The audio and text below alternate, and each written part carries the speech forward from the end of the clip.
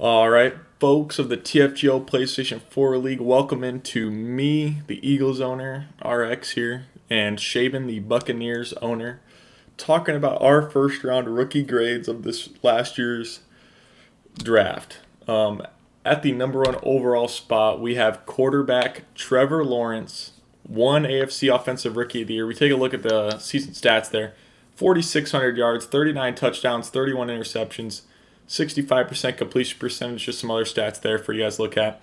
Lawrence had a great rookie season. This Raiders team showed a lot of promise. Hit a nasty losing streak later in the season, but definitely was an early contender for a playoff spot. I think this is exactly where we predicted the Raiders ending up. Wyatt was at the was a team that was a year away, and they definitely showed some promise last year, but couldn't quite get there. And Lawrence was a big factor there, and for that reason alone, we gave the Raiders an A plus. Addressed the need at quarterback, and I think Trevor Lawrence is that future quarterback going forward. Like to see the interception numbers come down a bit, but other than that, I think he had a pretty good season.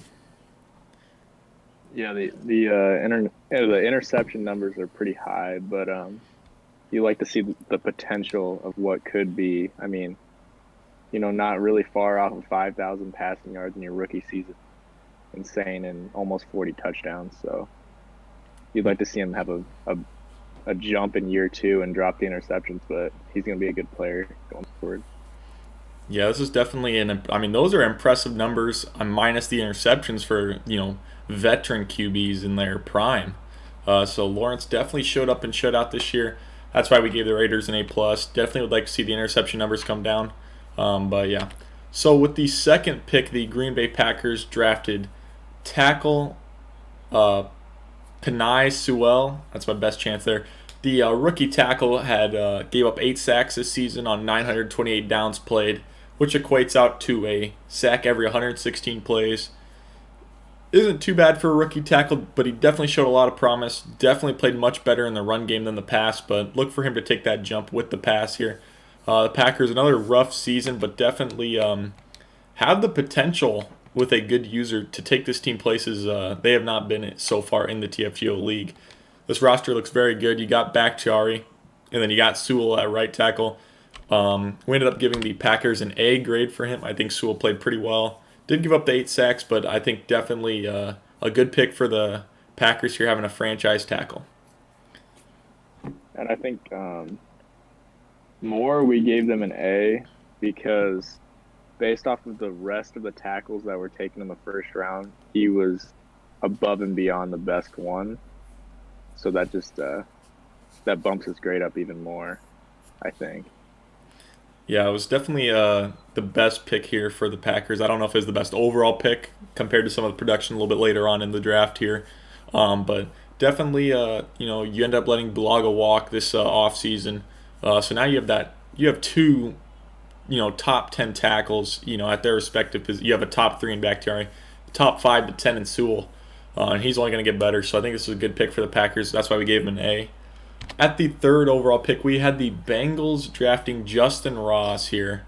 Take a look at his stats: 48 receptions, 633 yards, 5 touchdowns.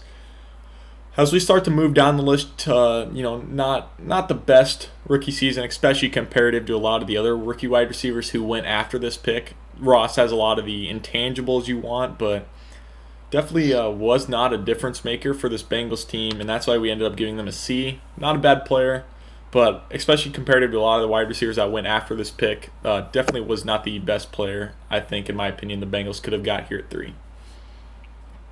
Yeah, I think, we're still, relatively high on the player. Just maybe next season he'll get some different opportunities that he didn't have early on in the season. Started off pretty slow. Maybe become a 2 on that team, or, higher on the totem pole for reception. Yeah, with the Bengals trading AJ Green already this offseason, opening up that spot for him to get more playing time this upcoming season, and hopefully you'll see that production increase. But for the third overall pick, you're just not getting enough production, I think, in year one for us to give this a higher grade. Definitely a lot of potential there. That's probably why we didn't give it a lower grade, especially comparative to a lot of the wide receivers taken after this pick. But That's why we end up giving the Bengals a C grade there. At the 4th pick, the Cardinals took edge defender Micah Parsons, the first one coming off the board here. His season stats: 81 solo tackles, which is absolutely absurd for an edge defender. 3 sacks, 1 interception, 118 total tackles here. Micah Parsons has definitely an interesting stat line here for an edge defender. Definitely really interesting compared to a lot of the other edge defenders later on down the board here. We ended up giving the Cardinals a B+ grade here. If you're going to get 81 solo tackles your first year out of an edge defender, that's a start in the right or a step, I should say, in the right direction.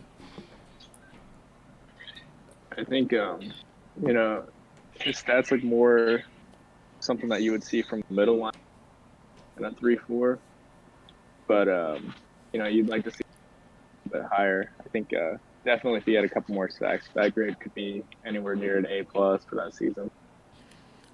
Yeah, that's definitely where we knocked Parsons at as an edge defender, is only getting the 3 sack production. As you'll see, there's a couple edge defenders later on here that have already racked up double-digit sacks. So that's where we get the B+ from, but definitely a pretty good season. We definitely want to see that sack total jump, though. At the 5th pick, we had the Lions drafting safety Caden Stearns here. 46 solo tackles, 3 tackles for loss, 2 interceptions, 70 total tackles for the rookie safety. We ended up giving them a B. He played pretty well this season. Ended up getting the 46 solo tackles, couple tackles for loss, got 2 picks, showed some flashes of potential there, but didn't really show out too much, which is why the grade wasn't higher. But the potential with Stearns there is also why the grade wasn't any lower. Yeah, I'd have to agree with you. I think the potential is there to be, one of the better safeties in the league. We just need to see, maybe a little bit more production out of him. I don't know. There's just something missing. Yeah, that's exactly how I feel as well. And with the 6th pick, we had the Jets taking wide receiver Jamar Chase. 67 receptions, 715 yards, 3 touchdowns, 10 a catch, 44.7 a game. We ended up giving the Jets a C- here.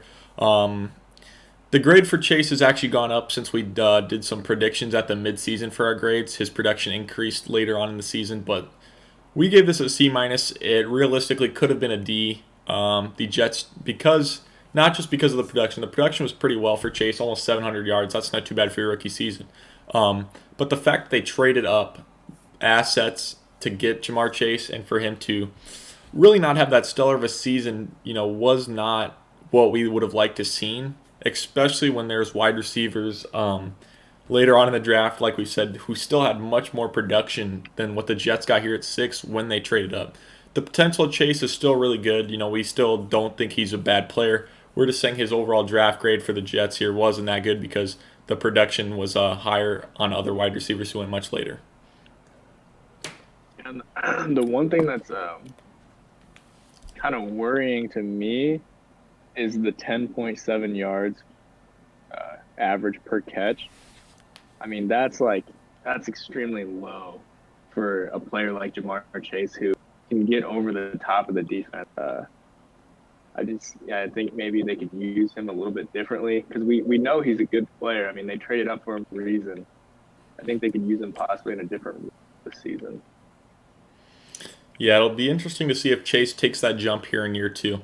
With the 7th pick, another wide receiver comes flying off the board here to Buffalo at 7. That would be wide receiver Rondale Moore. Rondale had 56 receptions, 902 yards, 7 touchdowns, almost 16 a pop, and 56 a game here. We end up giving the Bills a B- here for Rondale Moore. At 7, what do they get? They get an explosive athlete, and that's exactly what he showed. Almost a 1,000-yard campaign in your rookie season's nothing to laugh at. 56 receptions, 7 touchdowns, was an explosive playmaker for him.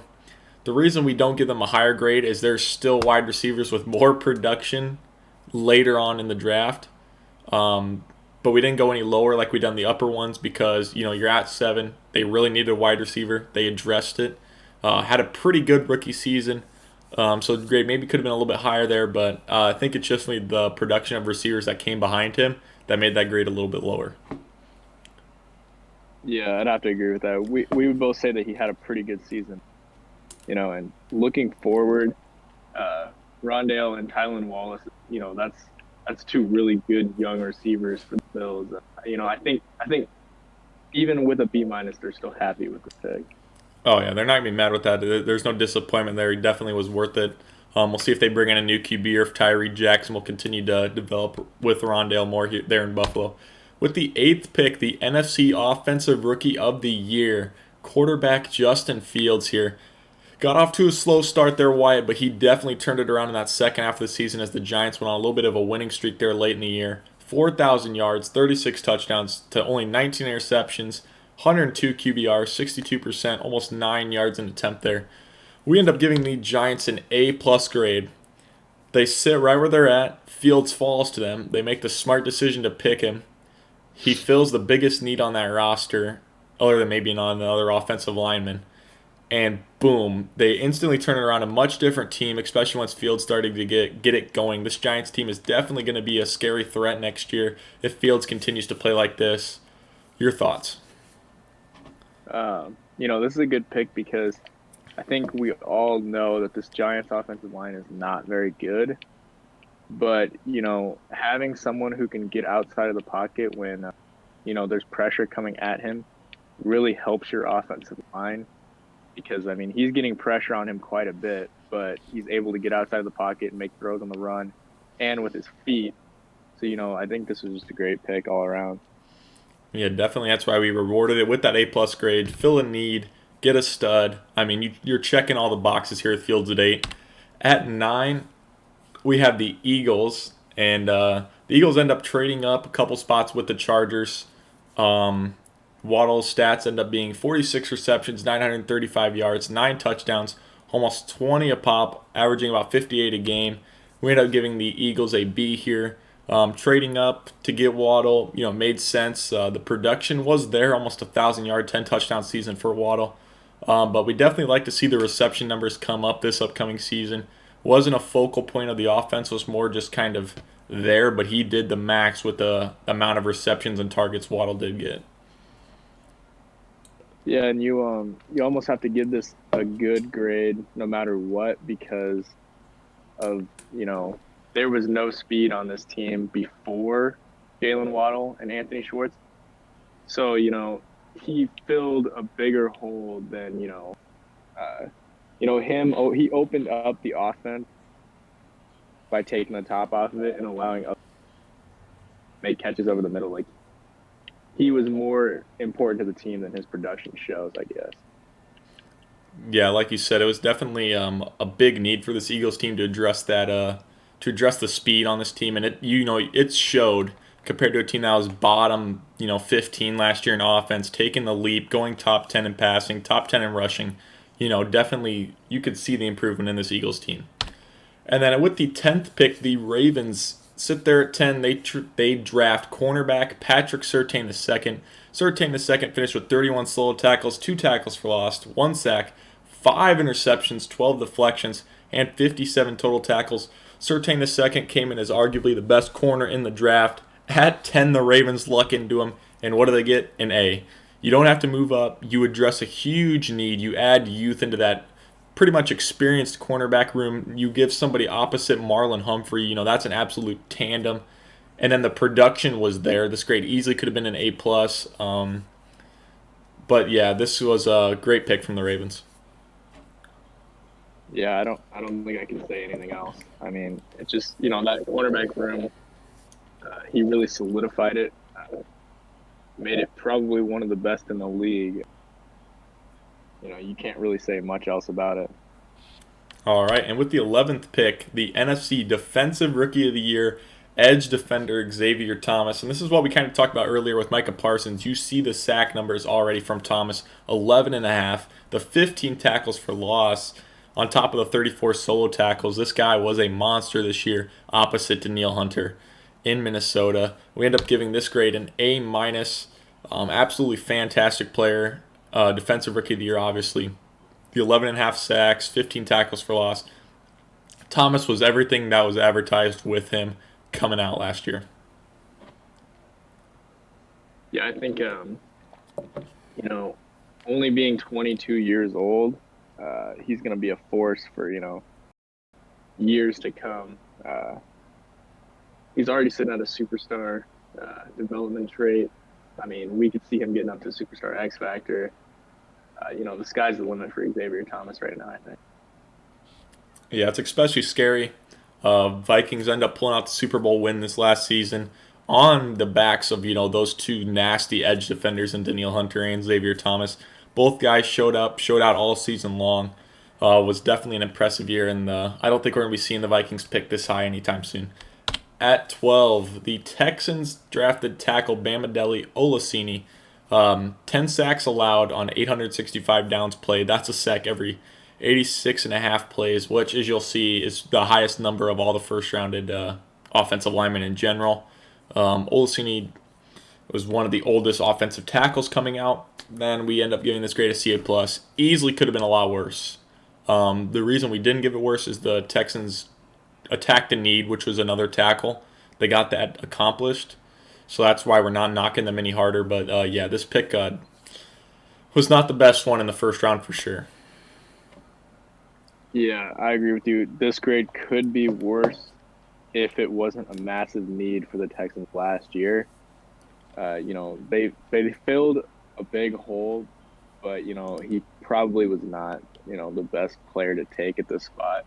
I think they would have much rather take someone who may have fell down the board a little bit more. But a C+ is, they should be happy with a C+, I guess. I don't know. Yeah.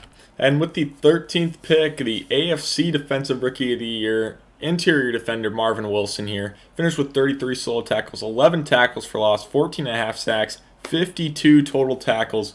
We give the Chargers an A+ here. Not only did they get the Defensive Rookie of the Year and a monster in the middle of that defense, which is just a monstrous defense in total, they traded down and got extra picks and still got him, which just is like the cherry on top right there for them. This Chargers defense is really scary. Bosa, Derwin, and now Marvin Wilson on top of all the talent they've got there. This defense is really scary. Loved the pick. Loved moving down from the Chargers. Was a great decision. That's why we give them the A+. Yeah, Marvin Wilson is insane. I mean, as an interior defensive lineman picking up 14 and a half sacks, almost 15 sacks, that's better than Xavier Thomas, who only had 11 and a half sacks at an edge position. I mean, it's just insane what he was able to do this season. Tackle. Yeah, the production from Marvin Wilson just off the charts, and he gets rewarded with AFC Defensive Rookie of the Year. As we head to the 14th pick here, we have the Browns drafting Samuel Cosmi, tackle. 14 sacks allowed, 845 downs played, and a sack every 60 plays. Definitely 14 sacks allowed is the highest number here, but we definitely like the potential of Cosmi a lot better than of Bamadell, since Cosmi's a lot younger. That's why we give this a B grade. Although it was a rough year for Cosmi, we see a lot of potential with him moving forward, and that's why we give it a better grade than we gave the Texans. Yeah, I mean, he's already 2 years younger than Bamadelli. You're hoping that the potential is there for him to grow. It wasn't a great season, but it did fill a need on this Browns roster. So you have to think about it like that. It might have been a little bit of a reach, but we like the prospect that he could become.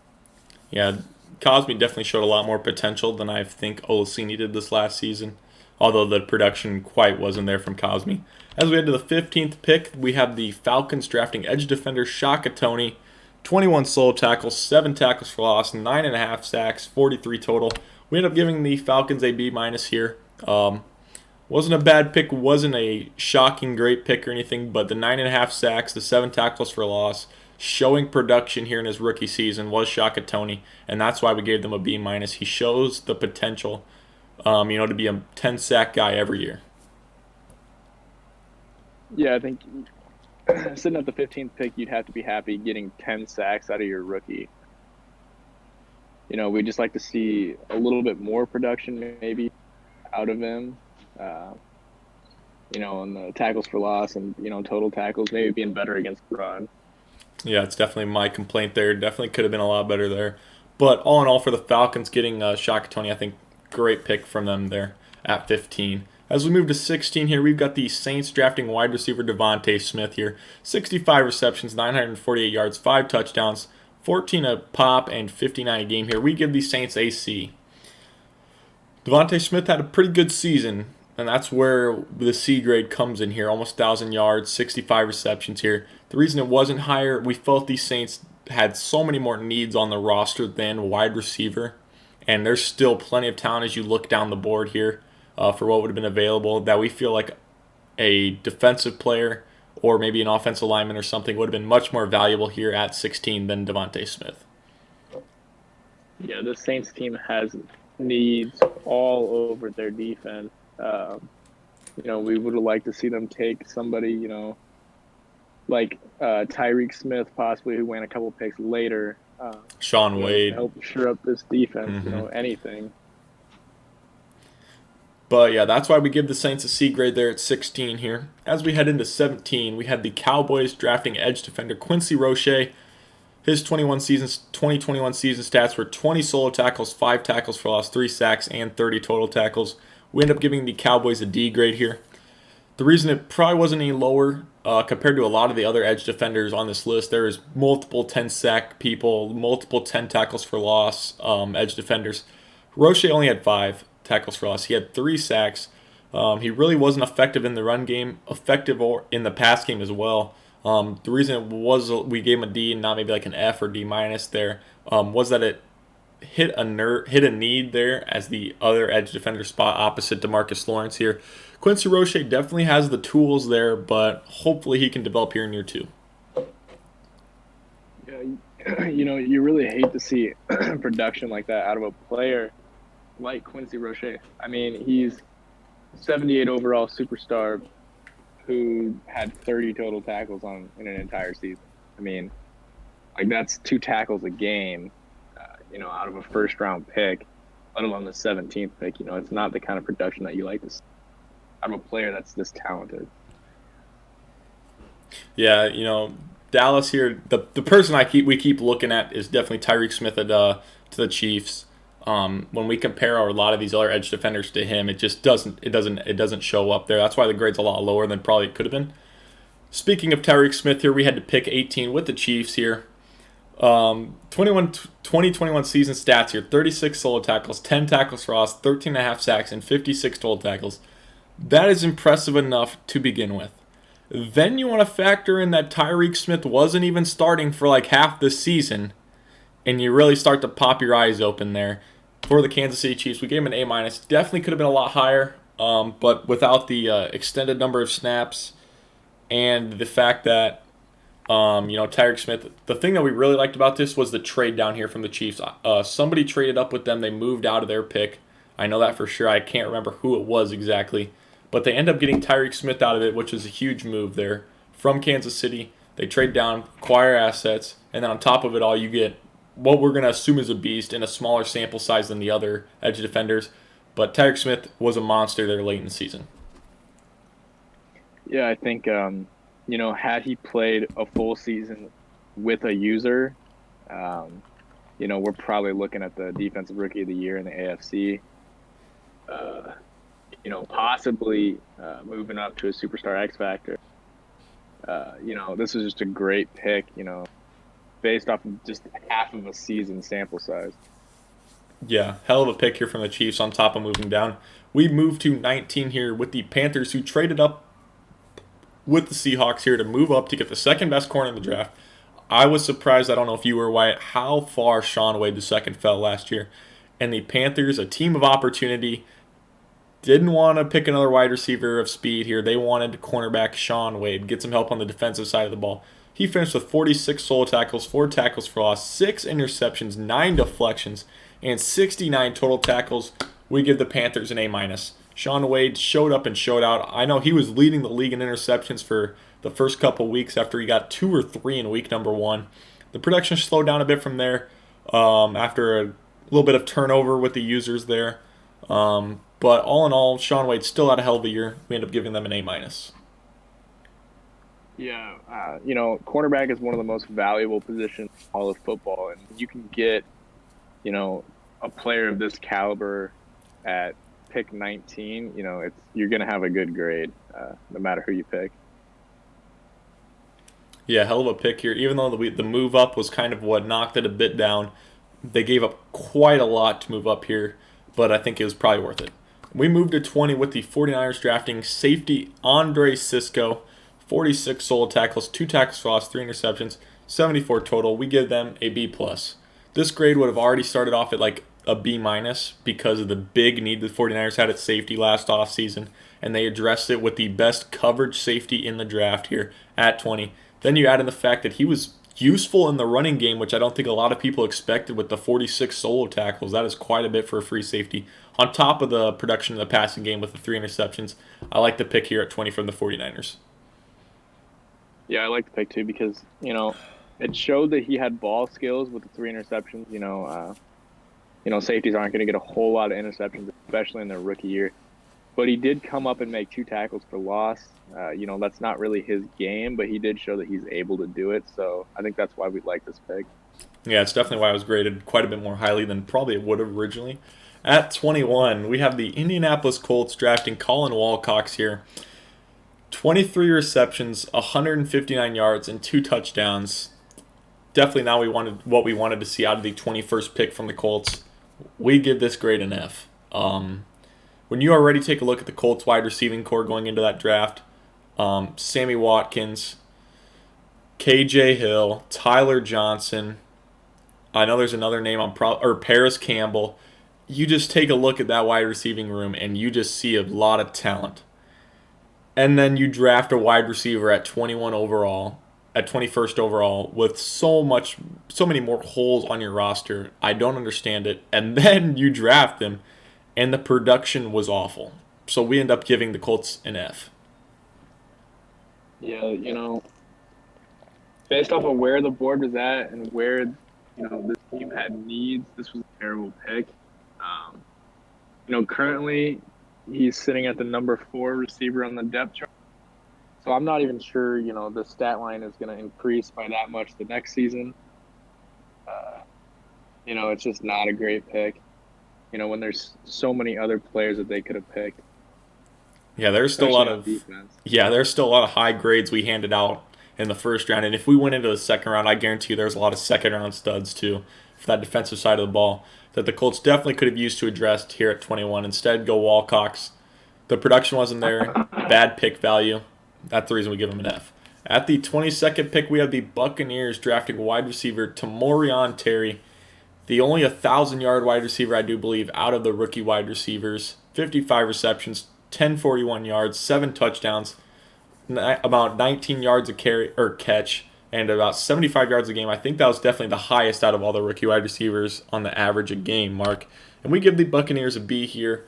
My problem with the pick was the already loaded, I guess you could say loaded wide receiver room of Godwin, Mike Evans, Scotty Miller, a lot of talent there. But the reason it wasn't lower than that was because of the production Terry gave them. I believe he played mostly out of the slot, but definitely showed up and showed out in his rookie season. Yeah, and I think, something that the stats can't tell you is how many catches he was able to make in big games, big time catches in big games, personally seeing it. That's why, you like the pick, but, I don't know if I agree with the grade, but we'll leave it at that. All right. And then with the 23rd pick, we have the Bears drafting left guard Creed Humphrey. Gave up 6 sacks this season on almost 1,000 downs played, which is a sack about every 165 downs. We give this grade a B. Creed Humphrey came in pretty raw, but the Bears needed some interior help. They started him right away, and boy, is he developed well. The Bears have done a phenomenal job developing Humphrey. And now, only 6 sacks allowed, did a hell of a job there. And he looks to only get better in the years forward. Yeah, coming out as a center, we were obviously pretty high on him. He was the best center, in the class. Then moved to left guard where, he only gave up 6 sacks for an entire season as a rookie, and he changed position from being the center, calling line calls to moving to left guards. I think this is a pretty impressive pick, especially with the 23rd pick. It's a good piece to this offensive line for years to come. Yeah, especially letting James Daniels, your center, walk. Now you can probably kick him back to center this upcoming season and not notice too many issues there. With the 24th pick, we have the Texans via Jacksonville's first rounder drafting quarterback Jamie Newman. The stats, as you can see, really speak for themselves. On top of the fact you have Deshaun Watson, we give this grade an F. I know it was a CPU user at the time, so we're not going to get into this too much. Obviously, you have Deshaun Watson. There's an F right there. And then you look at the stats from the games when Watson was injured/suspended, and he played awful. So that's where I'm at with that F. Yeah, I mean, there's not a whole lot you can say about the pick. Obviously, the Texans like to, draft someone who was going to contribute, to a couple wins instead of probably losing a couple games for you, based off that stat line. Yeah, not the best season from the rookie first-round signal caller, on top of the fact that it was the Texans who don't need a quarterback that drafted him. We're giving that grade an F. At the 25th pick, we have the Bills via Pittsburgh drafting offensive guard Cade Mays. 2 sacks allowed, 884 downs played, which is a sack every 442 downs. Cade Mays was an absolute baller this season. We're going to give him a B+. Buffalo's really developed Cade Mays. He's came along very well and only given up 2 sacks and 884 downs played. Quite impressive. Yeah, you got to like the production out of Cade Mays. I think, this grade could be a little bit higher if we liked, if we thought he had a higher potential, sitting at a 72 overall with normal development. It's going to be hard to get him up into the 80s, but based off of the his stats, he looks like a really good guard. Yeah, definitely. As we move into the 26th pick here with the Rams, drafting edge defender Ronnie Perkins here, 30 solo tackles, 6 tackles for loss, 4 sacks, and 41 total tackles. We give the Rams a C. Was a meh pick, right? You fill a need opposite Justin Houston last year. You address it with your first rounder, so you get probably the most talent available there at the edge position. I don't believe there's maybe one other edge defender for sure who came after this, but he was more of a power rusher compared to Ronnie Perkins, a speed rusher. You didn't really see the production in the sacks much. 4 sacks over 16 games. Not the best, not the worst. At least it's some sort of production. But he definitely showed up in the running game more than I expected him to, which is why I gave him a C. Your thoughts? I think based off that stat line, a C probably is a little bit high, but I think we like his potential going into the next season. So, the C is more of a future outlook for him. Yeah, definitely. I think also what contributed to the C was the fact that they had no real speed rusher on the roster, I believe, when I looked at it last season. And then Justin Houston obviously comes in as the opposite in the 3-4, which is a power rusher. So you kind of need the speed to offset that, and that's why we gave the Rams a C there. With the 27th pick, the Broncos drafted linebacker Tuff Borland, 37 solo tackles, 11 tackles for loss, 3 interceptions, 73 total tackles. Tuff Borland White, I think we both expected him to be a run-stopping machine, which he proved to be this last season. But what we didn't expect really was the interceptions, 3 of them, which isn't really too bad for a guy that was not known for that coming out. Was definitely going to be a run stopper, which he proved he was this last season. We give the Broncos a B+ here. Was a hell of a pick here. They kind of reached on him, I think everybody thought, but he turns out he was well worth the 27th pick there from Denver. Give it a B+. The production was there. The potential not quite there. He's definitely going to be a run stopper, but we don't know if he's that every down type linebacker. The 3 interceptions is welcoming, and that's why we gave this grade a B+. Your thoughts? Yeah, we thought he was gonna go, early first, like early second, mid second. He was not gonna fall to the Broncos' second pick, so they had to take him with the 27th. They were perfectly okay with that. Um, you know, he was just. I remember us talking. We were casting a game, and he just kept making plays. We were talking about. He really just shows up. In the games, making plays. Yeah, Tough Borland is a playmaker in that run game. You will notice him if a team is run heavy. That is where he's strong, but definitely the interceptions shows us a lot of potential there, and that's why we gave this grade a B plus. With the 28th pick, the Panthers drafted tight end Brevin Jordan, 59 receptions, 800 yards, 5 touchdowns, 63 yards a game is not bad for a tight end, especially in their rookie campaign. We give this grade a B plus here. Brevin Jordan kind of slowed down a bit midway through the season. He got to a hot start, slowed down, but as the season got back going, he kind of hit his stride again there with the user turnover. Kind of really affected Brevin Jordan the most out of the Panthers team. But he really found his stride later in the season. I think he's got a lot of potential, so we gave him a B plus. Yeah, his stat line was really good, but I think his potential is even better than that. I mean, I think he's 1,000-yard tight end, maybe double-digit touchdown as well. I mean, he could be really, really good in this league. Yeah, Jordan is definitely. We were also pretty high on him. Yeah, we were. Right too. We were pretty high on him, and then the potential we felt was there. That's why we probably put him, even though Freiermuth maybe was a little bit better coming out. We definitely felt Brevin Jordan was the main man coming out there last season, and the Panthers picked him up. With the 29th pick, the Redskins drafted cornerback Trey Dean III, 38 solo tackles, 3 tackles for loss, 5 interceptions, 63 total tackles. The Redskins get production here equivalent to the other 2 cornerbacks that of Surtain II and Sean Wade. So we definitely love the pick here, getting the same value as those other top 2 guys. With the 29th pick, we give the Redskins a B+. Trey Dean fit the scheme. He played really well, and then you get him at 29. What else could you want if you're Washington? Yeah, I can't really say anything else. I mean, it was just a great pick, especially for the value at the 29th pick. I mean, it's just a great pick. Yeah, as we move on to the 30th pick here, speaking of Pat Freiermuth, there he is, going to the Titans here. Freiermuth got off to a hot start, but definitely slowed down way worse than Brevin Jordan did. 47 receptions, 679 yards, 3 touchdowns. We give this grade a C. You addressed the need. You didn't have any other tight ends on the roster, and Delaney Walker retired. You drafted Freiermuth. He's just not quite as explosive as I would have liked to seen from him. Definitely was pretty good in the run blocking game, but just wasn't as explosive enough as I thought he could be in the pass game. Yeah, I think the yardage does not look bad, but the 3 touchdowns for being a 6'5" frame who should be a red zone target, only touchdowns.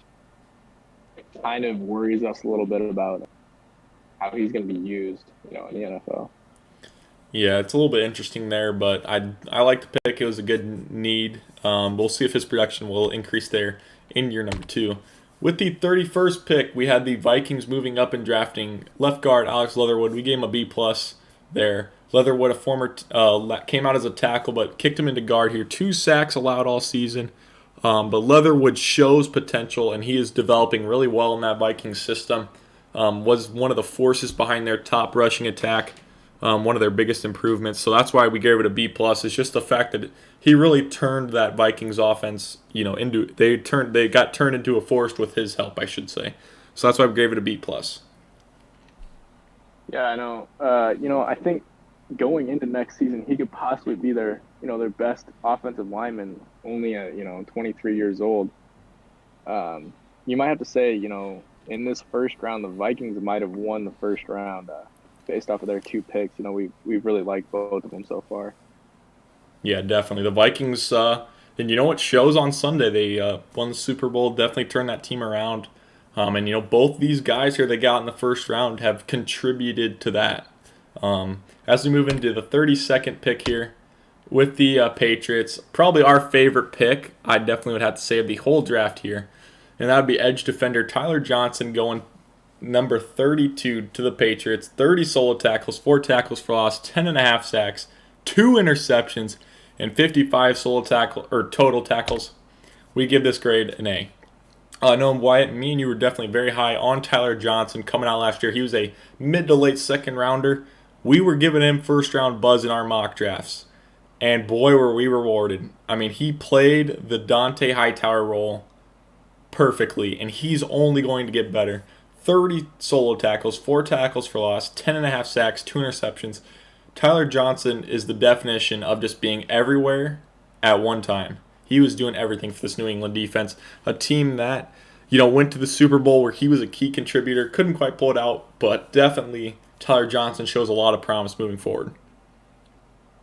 Yeah, pre-draft, he was definitely our guy. He was the guy who we were giving the most, the second-round guy who we were giving the most buzz. And he backed it up. He's definitely going to be one of the better pass rushers in the league for years to come. And, I think he's, obviously he's only going to get better. He could bump that sack number up to, 15 a year. Like, he could be perennial 15 sacks a year. And, he's, he had 2 interceptions. He's able to drop back. Like, he's a versatile guy. Yeah, Tyler Johnson can do it all. He's the jack of all trades. I'd like to see the run production come up a little bit. His size definitely allows him to be better in the run than I think he was. But I think as he learns, as he deals with these bigger body athletes, I think the run production will come. And I think that's why we gave Tyler Johnson an A, man. Just definitely hype on him. Love the production. Love the potential with him. All right, and that'll be our full first round grades from last season. Don't feel bad. It's just us being realistic as we can be here, trying to give our best judgment and grades. This doesn't mean players are bad. Doesn't mean they're good. Just means from their production, where they were picked, yada, yada, yada. That's the grade we felt they deserved. Thanks for watching and tuning in, guys.